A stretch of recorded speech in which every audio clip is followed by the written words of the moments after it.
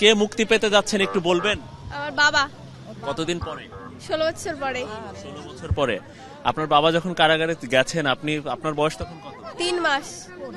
3 মাস। বাবার সাথে কখনো মোলাকাত হয়েছে বা দেখা সাক্ষাৎ হয়েছে? হইছে, এমনি দেখতে আসতাম।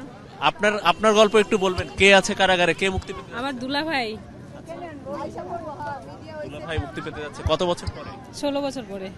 আমার 16 বছর ধরে আমার হাজবেন্ড জেলখানায়, নির্দোষে জেলখানায় আছে। এখন আমি 16 বছর ধরে আমার হাজবেন্ডের জন্য অপেক্ষায় আছি। এখন আমার হাজবেন্ড আজকে বাইরে হবে, আমি খুব আনন্দ পেয়েছি। আমার জেলা ঠাকুরগাঁ।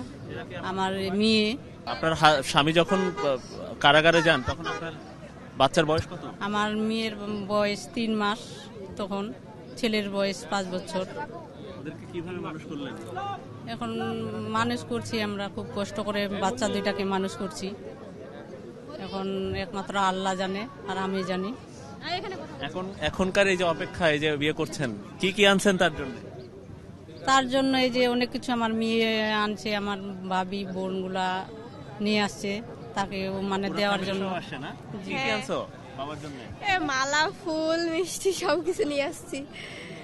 ভালো লাগতেছে নিশ্চয় না? হ্যাঁ, শুনে আমাদেরকে খুব খুশি লাগছে। এখন আজকে খুশির দিন। আমাদের যখন রায় হয়েছে তখন থেকে তো আমাদের ঘুম সব শেষ, মানে শুধু অপেক্ষার পালা, কখন আসবে আর আসবে, মানে যে অপেক্ষার সময় আর শেষ হইতেছে না।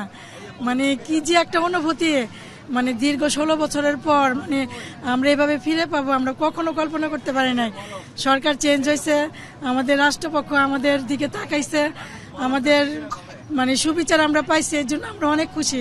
আমরা তো মানে হতাশ হয়ে গেছিলাম যে আমরা আর আশা নাই, কিন্তু এখন আল্লাহর রহমতে আমরা ফিরত পাইতেছি, এটাই আমাদের অনেক বড় প্রত্যাশা।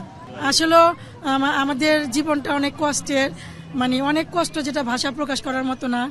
মানে তিল তিল করে ঘোরা, হাজবেন্ড নাই, একটা মেয়ের মাথার উপরে ছাদ না থাকলে যা হয় থাক, যাই হোক আমার ছেলে মেয়েকে আমি কষ্ট করে মানুষ করছি। আমার মেয়েকে মাস্টার্স কমপ্লিট করাইছি, বিয়ে দিছি।